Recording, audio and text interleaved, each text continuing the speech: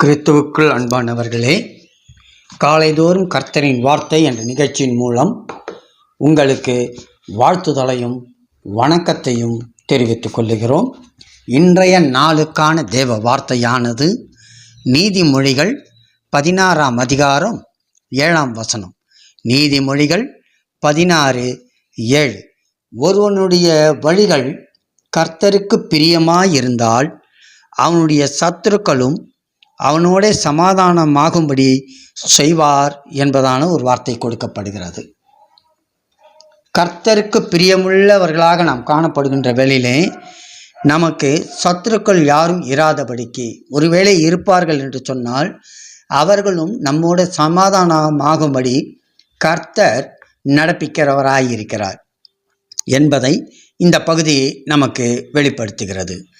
தேவ பிள்ளைகளே, நம்முடைய வாழ்க்கையில் தேவனுடைய செயல்களையும் அவருடைய சிட்சைகளையும் நம்மால் புரிந்து கொள்ளவே முடியாது, இல்லைங்களா? நம்மால் புரிந்து கொள்ளவே முடியாது. அதைத்தான் வெளிப்படுத்தல் 2ஆம் அதிகாரம் 3ஆம் வசனத்தில் பார்க்குறோம். நீ சகித்து கொண்டிருப்பதையும் நீ பொறுமையாய் இருக்கிறதையும் என் நாமத்து நிமித்தம் இழைப்படாமல் பிரயாசப்பட்டதையும் அறிந்திருக்கிறேன் என்று அங்கே சொல்லுகிறார். காரணம், அவருக்கு பிரியமானவர்கள் இவ்விதமாகத்தான் இருப்பார்கள் என்பதிலே எந்தவித சந்தேகமும் இல்லை. அதே வேளையிலே வெளிப்படுத்தல் 3ஆம் அதிகாரத்தில் பார்க்கும்போது அங்கே மிக அருமையாக அவர் குறிப்பிடுகின்றார். வெளிப்படுத்தல் 3:10ஆம் வசனத்தில், நான் நேசிக்கிறவர் எவர்களோ அவர்களை கடிந்து கொண்டு சிட்சிக்கிறேன் என்று அங்கே சொல்லுகிறார். அப்பொழுது அவருடைய சிட்சைகளை நம்மால் புரிந்து கொள்ள முடியாது. நாம் தேவனுக்கு பிரியமில்லாத காரியங்களை தொடர்ந்து செய்து அவருடைய கோபத்தில் விழுவோம் என்றால் நம்முடைய சுற்றுப்புறத்தாரையெல்லாம் நமக்கு சத்துருக்களாக எழுப்பிவிட்டு அவர் அமைதியாக இருந்து விடுவார். நாம் வேலை செய்யும் இடத்திலுள்ள அனைவருமே காரணமில்லாமல் நமக்கு எதிரிகளாக மாறிவிடுவார்கள். நாம் குடியிருக்கும் இடம், ஊழிய ஸ்தலம் என்று நம்முடையவைகளை சுற்றிலும் இருக்கும் அனைவரும் நமக்கு எதிரிகளாக மாறிவிடுவார்கள். அதன் பின்பு நாம் சமாதானத்தை இழக்க நேரிடும். நமக்கு மிகுந்த மன உளைச்சலும் உண்டாகும்.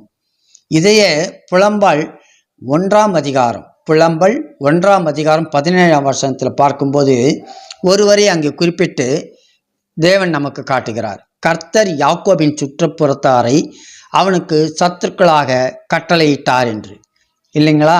அவ்விதமாக இருக்கிறபடினாலே நம்முடைய சுற்றுப்புறத்தார் அனைவரும், அதாவது நம்மை சுற்றிலும் இருக்கும் அனைவரும் நமக்கு சத்துருக்களாக இருந்தால் நாம் எப்படி சமாதானமாய் சந்தோஷமாய் வாழ முடியும்?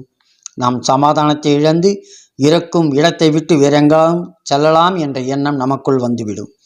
காரியங்கள் இப்படி இருக்க யாக்கோபுவில சுற்றிலும் இருந்த அனைவரையும் யாக்கோபுக்கு சத்துருவாக தேவன் மாற்றினார் என்று அந்த புலம்பல் பகுதியில் எழுதப்பட்டிருக்கிறது.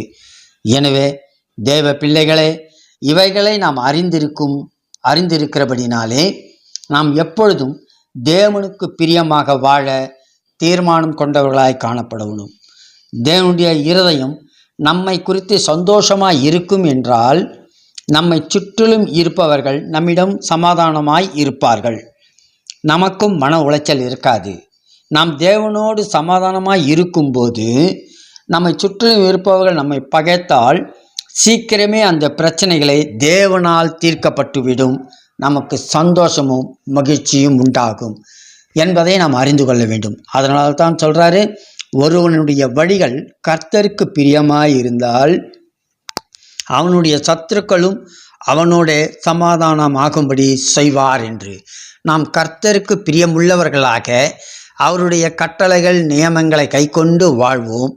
அவர் நமக்கு எதிரிகள் காணப்படாதபடிக்கு, சத்துருக்கள் யாரும் தோன்றாதபடிக்கு தடுத்தாட்கொண்டு நம்மையும் நம் குடும்பத்தையும் மகிழ்ச்சியினாலும் சமாதானத்தினாலும் சந்தோஷத்தினாலும் நிறைவான ஆசீர்வாதங்களினாலும் வழி நடத்துவார் என்று விசுவாசிப்போம். தேவன் தாமே இந்த வார்த்தைகளை ஆசீர்வதிப்பாராக. ஆமீன், ஆமீன்.